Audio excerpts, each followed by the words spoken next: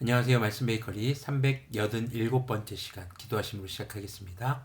거룩하신 주님 감사합니다. 주님의 말씀을 묵상합니다. 성령님께서 말씀에 조명이 되어 주시옵소서. 우리 주 예수 그리스도님의 이름으로 기도합니다. 아멘. 네, 오늘 보신 말씀은 누가복음 5장 12절에서 26절까지의 말씀입니다. 예수님께서 어떤 동네에 계실 때에 온몸에 나병이 든 사람이 찾아왔다. 그는 예수님을 보고서 얼굴을 땅에 대고 엎드려 간청하였다. 주님, 하고자 하시면 나를 깨끗하게 해주실 수 있습니다. 예수님께서 손을 내밀어서 그에게 대시고 그렇게 해주마, 깨끗하게 되어라 하고 말씀하시니 곧 나병이 그에게서 떠나갔다. 예수님께서 그 사람에게 아무에게도 말하지 말라고 명하시고 이렇게 말씀하셨다. 가서 제사장에게 내 몸을 보이고 내가 깨끗하게 된 것에 대하여 모세가 명한 대로 예물을 드려서 사람들에게 증거로 삼아라.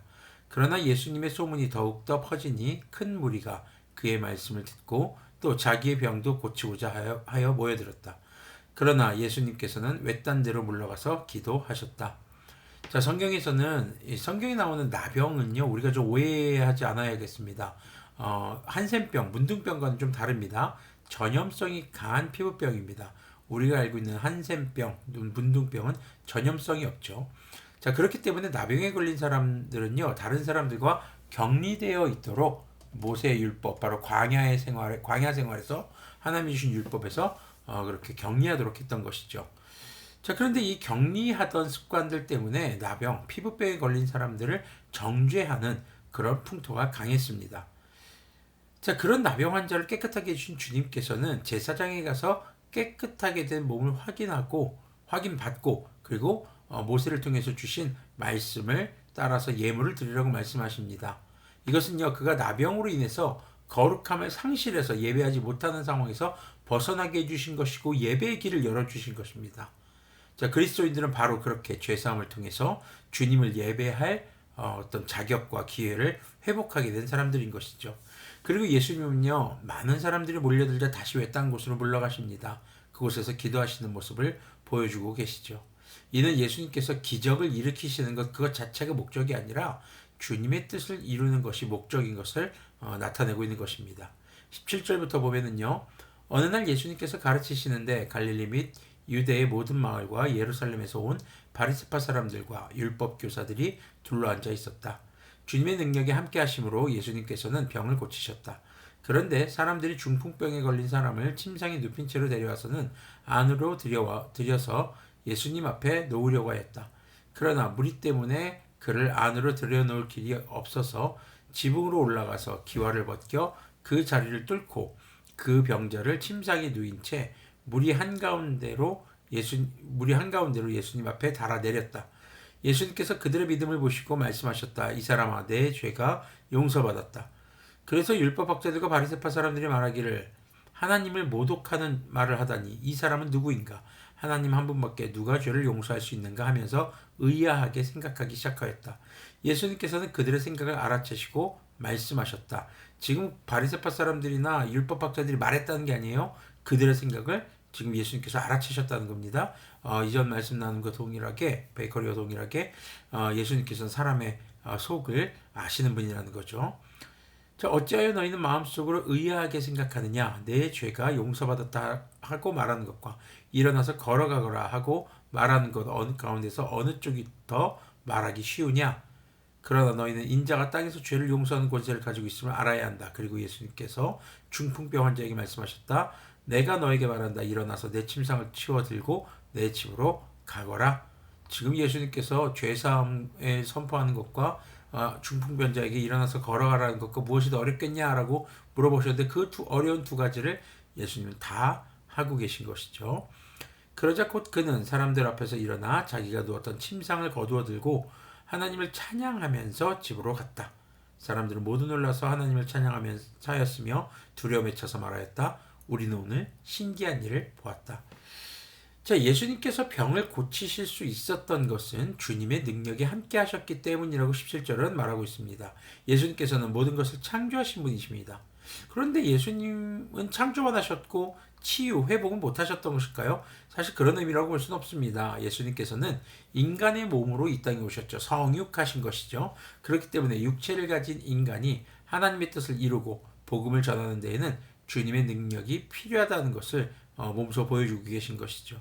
그리고 병을 낫게 하는 놀라운 기적은 육체를 가진 인간이 아닌 인간의 생사화복을 주관하시는 주님의 능력을 통해 가능한 것을 보여주고 있는 것입니다.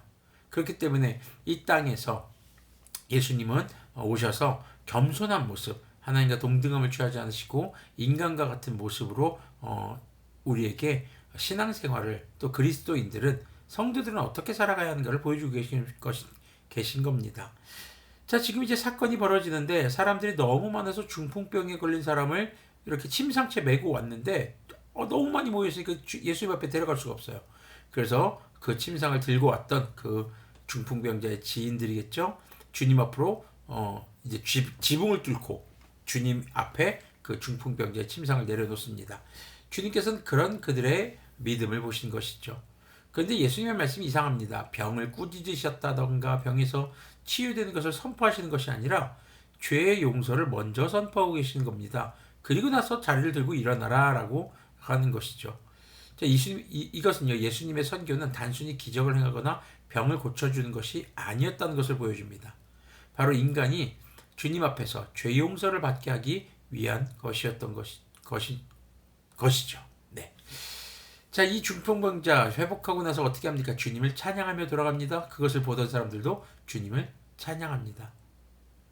자, 죄 용서를 통해서 또 이 땅에서 결핍을 회복하게 된 사람이 주님께 해야 될 것, 예배, 찬양, 주님의 이름을 높이는 것이죠. 자, 우리가 예수님처럼 기적을 일으킬 수 있을까요? 사실 이 예수님께서 일으키신 기적에 초점을 맞추기보다는 병으로 인해서 결핍 가운데 놓인 사람들이라는 것이죠. 그들을 긍휼히 여기시는 주님의 마음, 또 그들의 어려움을 해결해 주시기는 주님의 행위에 초점을 맞춰볼 수 있습니다. 또 그 사이에 바로 그 어려움이 있는 사람들, 결핍이 있는 사람들을 주님 앞에 데리고 오는 사람들의 중보가 있는 것을 우리는 또한 생각해 볼 수 있어야 할 것입니다. 우리 역시 예수님의 제자인 그리스도인들입니다. 가난하고 병든 자들을 섬길 수 있어야 하는 것이죠.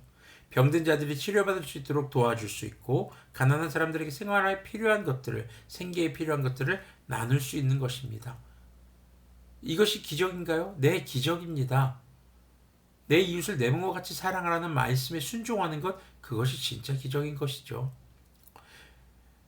자, 중요한 것은요, 그런 헌신과 나눔의 목적이 바로 우리를 죄에서 구원하시는 예수님께 인도하는 것에 있다는 것을 우리는 기억해야 할 것입니다.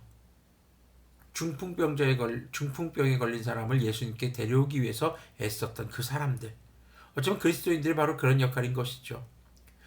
낫게 하시고 치유하게 하시고 죄를 용서하시는 것은 주님이십니다. 우리는 그 중간에 다리 역할, 바로 중보자 역할을 해야 되는 것이죠. 자, 주 예수님을 만나 회개하여서 죄를 용서받고 구원받는 길을 전하는 것, 그것이 오늘날 그리스도인들의 헌신과 섬김의 목적이 되는 것을 기억하셨으면 좋겠습니다. 예수님 역시도 기적을 일으키는 것이 목적이 아니라 주님의 뜻을 이루기 위해서 늘 끊임없이 사람들이 몰려들 때마다 잠시 외딴 곳으로 가셔서 주님께 기도하셨던 모습들을 우리가 떠올려 보면 좋겠습니다. 주님을 향한 간절함, 또 그 간절함을 함께 중보하고 돕는 성도들의 헌신, 그리고 주님께서 베푸시는 긍휼이 바로 죄사함을 통한 구원의 기적이 되는 것임을 기억했으면 좋겠습니다. 기도하겠습니다. 거룩하신 주님, 감사합니다. 주님의 말씀을 묵상했습니다.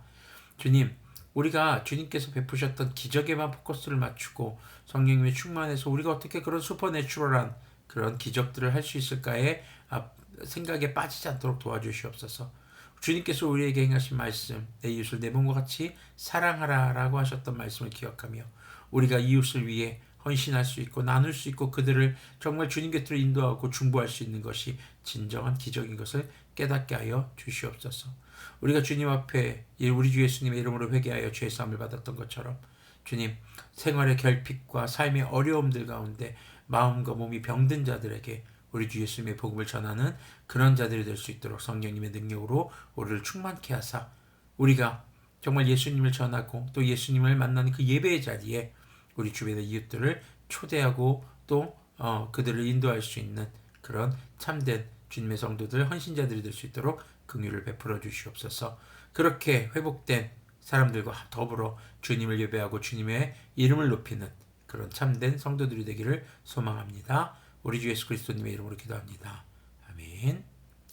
네, 오늘 말씀의 제목은 그래서 간절함 플러스 이웃을 위한 헌신 더하기 우리 주 예수님의 긍휼은 곧 구원의 은혜인 것임을 여러분들이 기억했으면 좋겠습니다.